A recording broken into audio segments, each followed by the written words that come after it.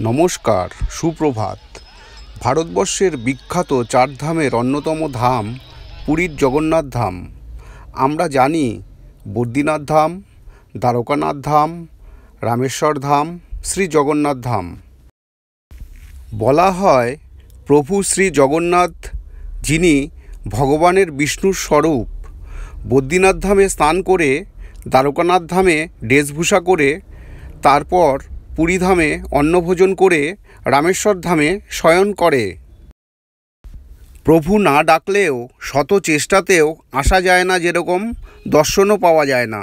আবার দেখুন, প্রভু ডাকলে শত প্রতিকূল পরিস্থিতিতেও আপনাদের নিয়ে আসবে এই প্রভুর চরণে।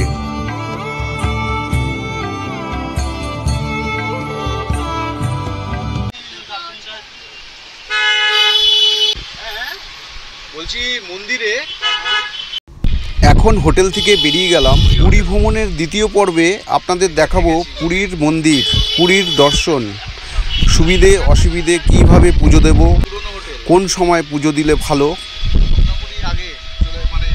এখন ঠিক 2টো বাজে। 2টোর সময় বেরিয়ে গেলাম পুরীর মন্দিরের উদ্দেশ্যে। একটা অটো নিয়ে 100 টাকা ভাড়া, অটো নিয়ে পুরীর মন্দির। খোলে কটায়?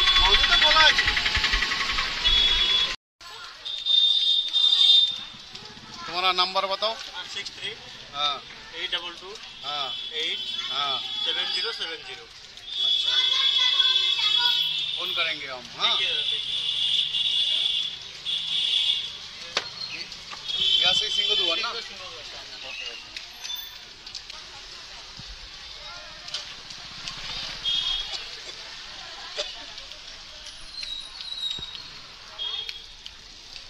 तो 50 मीटर चल आए।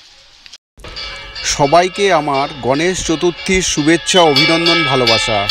আজকে 7 সেপ্টেম্বর, শনিবার, 2024।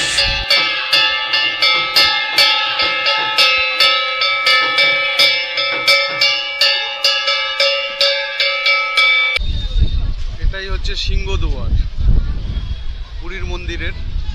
এই ব্লগে আপনাদের বলবো পুজো দেওয়ার নিয়ম কি কি, ভেতরে কি কি দেখব, কোন দরজা দিয়ে ঢুকলে ভালো, কোন দরজা দিয়ে বেরিয়ে যাওয়া ভালো। পুরীর যে কোনো জায়গা থেকে এই পুরীর মন্দিরে আসা যায়, যেরকম স্বর্গের দুয়ারের থেকেও আসা যায়, একটা রাস্তা আছে। আমাদের কিন্তু এই অটো ভাই পুরী হোটেলের এই দিক দিয়ে ঘুরিয়ে এরকম নিয়ে এলো। সোজাসুজি আমরা দেখছি সিংহদুয়ার। একমাত্র মোটর সাইকেল অ্যালাউ করছে একদম মন্দিরের সামনে, এছাড়া অন্য গাড়ি এখানে পার্কিং করতে দিচ্ছে না, আসছেও না। একটু হেঁটে আপনারা চলে আসবেন। এখন দাঁড়িয়ে আছি সিংহদুয়ারের একদম কাছে। সোজাটা দেখছেন ওই পতাকা উঠছে, ওটাই হচ্ছে মূল মন্দির, প্রভু শ্রী জগন্নাথ দেবের মন্দির। আর এই সামনে গেটের আগে একটা স্তম্ভ দেখছেন, এই স্তম্ভটা 34 ফুট উঁচু। এই স্তম্ভটার নাম অরুণ স্তম্ভ। এটা আগে কোণারকে ছিল। এই স্তম্ভের ওপরে অরুণ দেবের একটা মূর্তিও আছে। সূর্যদেবের সারথি অরুণ দেব। বাবা ব্রহ্মচারী কোণারক থেকে এই স্তম্ভটি এই পুরীর মন্দিরের সামনে স্থাপন করে। এই পুরী ধাম জগন্নাথ দেবের ভোজন ধাম রূপেও প্রসিদ্ধ। এই পুরীর মন্দিরের প্রবেশ করার 4টি দরজা আছে।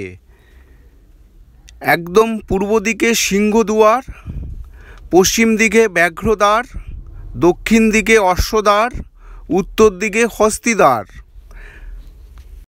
জেনে নেব কোন সময় পুরীর মন্দিরে যাওয়া ভালো। পান্ডা ছাড়া কীভাবে পুরীর মন্দির ঘুরে দেখব, পুজো দেব।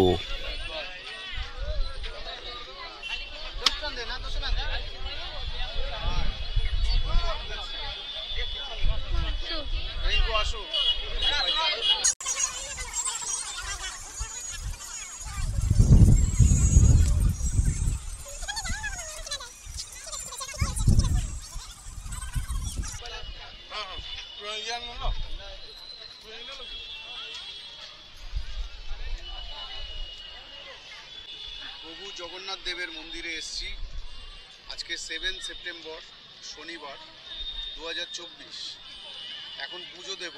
বাইরেটা আগে একবার দেখিয়ে দিচ্ছি, বাইরেটা আশেপাশেটা কিরকম লাগে দেখুন। দর্শন করুন, টেম্পলটা দেখা যাচ্ছে পুরো, অনেকটাই ফাঁকা আজকে। তাও বৃষ্টি হয়েছে বলে ভেতরে ক্যামেরা নিয়ে অ্যালাউ করবে না। ক্যামেরা এখানে জমা রেখে মোবাইল, জুতো সব খুলে ভেতরে ডালা, বিভিন্ন ধরনের প্রাইসের ডালা আছে, সেগুলো আমি ভেতর থেকে বেরিয়ে বলবো ডিটেলস। জয় জগন্নাথ। জয় জগন্নাথ।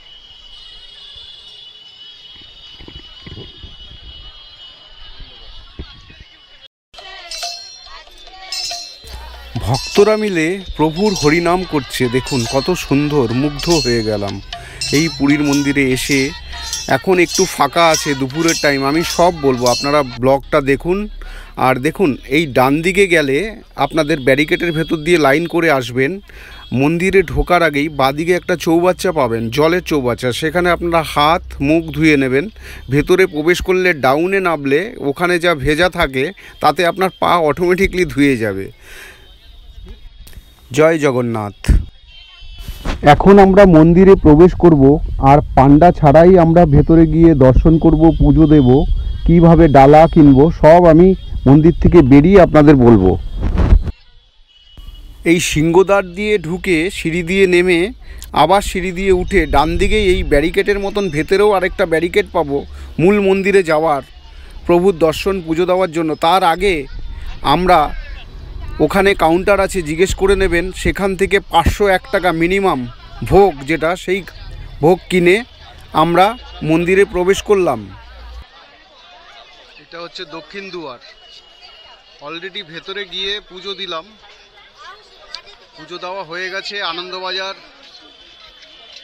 ওখান থেকে আমরা ভোগ নিলাম, ভোগ খেলাম, তারপরে সিংহদুয়ার দিয়ে ঢুকেছি, দক্ষিণ দুয়ার দিয়ে বেরালাম। ক্যামেরা এখানেই জমা করে গেছিলাম ফ্রিতে, কোনো পয়সা লাগে না। আপনারা জুতো, ছাতা, ক্যামেরা, মোবাইল ফোন যাবতীয় রাখতে পারেন ফ্রিতে। তবে এইটা হচ্ছে দক্ষিণ গেট, দক্ষিণ গেটের ঠিক অপোজিটে এই জায়গাটা। এই ভোগটাই কিনেছিলাম 551 টাকা মিনিমাম প্রাইস। তখন আমি বলে দিয়েছিলাম 500 টাকা, সেটা আমার ভুল হয়েছে। এবং আমরা ভেতরে আনন্দবাজার থেকে 100 টাকা করে জগন্নাথ মহাপ্রভুর প্রসাদ আমরা গ্রহণ করেছি, ভোগ 3টে নিয়েছি 300 টাকা, বসে ওখানে খেয়েছি।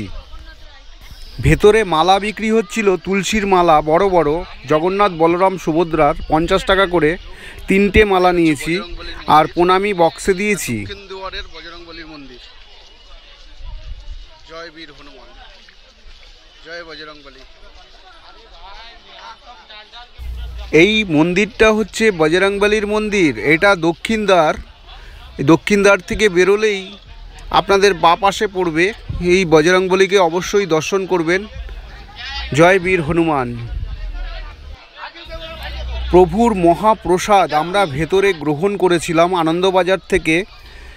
ওইখানে মাটিতে বসে শাল পাতায় প্রভুর সেই মহাপ্রসাদ অমৃত, বিশ্বাস করুন সেই স্বাদ।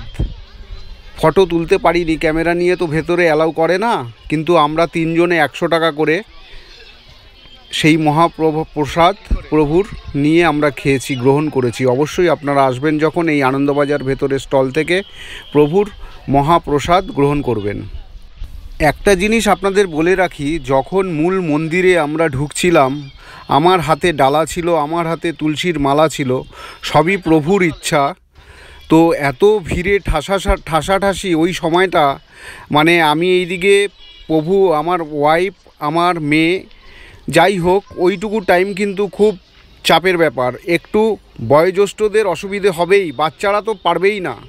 ওই ভিড়টা অসম্ভব ভিড়, কিন্তু খুব সুন্দরভাবে দর্শন করেছি, সামনে গিয়ে প্রভুকে পুজো দিয়েছি।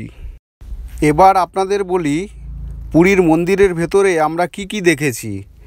পুরীর মন্দিরের সবথেকে বিখ্যাত আরেকটা মন্দির আমরা দেখেছি, সেটা হচ্ছে মা বিমলা দেবীর মন্দির, যেটা বলরামের স্ত্রী। তারপরে লক্ষ্মী মন্দির দেখেছি, তারপরে গোপালের মন্দির দেখেছি, তারপরে সূর্য মন্দির দেখেছি। এরকম বহু অজস্র মন্দির আছে, সেগুলো আমরা দর্শন করেছি, রন্ধনশালা, রান্নাঘর সুন্দরভাবে দেখেছি, কোনো টাকা পয়সা লাগেনি। তো রান্না তো সকালে হয়ে গেছে, সম্পূর্ণটাই আমরা একা একা দেখেছি, কোনো পান্ডার সাহায্য নিতে হয়নি। হ্যাঁ, জিজ্ঞাসা করেছি কোথায় কোনটা কোন দিক দিয়ে যাব, সেইটুকু হেল্প করেছে, মিথ্যে কথা বলবো না। কিন্তু পান্ডার কোনো সাহায্য আমাদের নিতে হয়নি, আমরা একা একা পুরো মন্দির ঘুরেছি, বেরিয়েছি, খুব সুন্দর লেগেছে এই টাইমটা। আর এখন তাড়াতাড়ি বেরিয়ে আসলাম, কেননা এখন ধ্বজা পাল্টানোর সময়, পুরনো ধ্বজা খুলবে, নতুন ধ্বজা লাগাবে মন্দিরে, সেটাও একটা দেখব। সেটা দেখার জন্য আমরা তাড়াহুড়ো করে বেরিয়ে আসলাম।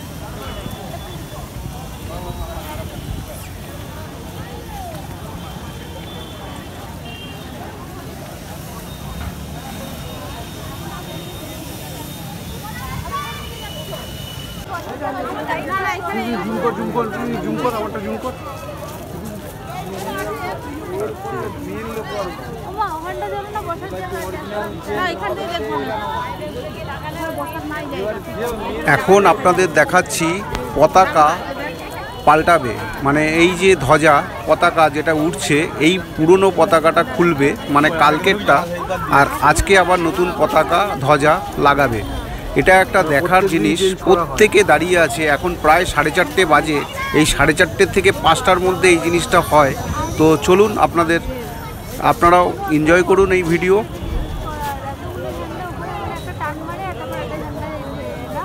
ও একা উঠবে, সবাই দেখবে গিয়ে।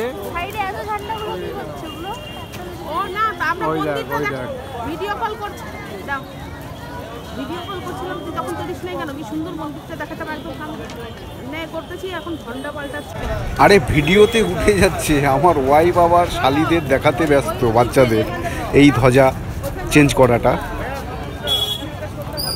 আর বৃষ্টির কথা বলবেন না, সারাটা দিন বৃষ্টি। এই মন্দিরে এসছি, সেখানেও পুরো ছাতি নিয়ে এসছি, ছাতিগুলো জমা দিয়েছিলাম, ছাতি নিয়ে নিয়েছি।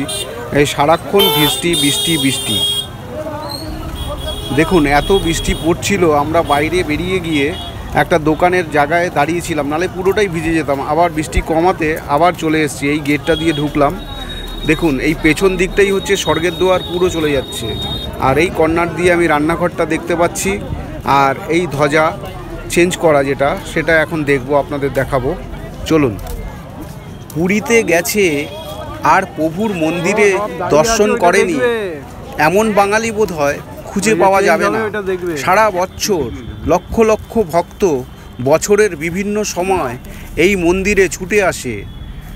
সকাল থেকে সন্ধে যে কোনো সময় এই মন্দিরে আসা যায়।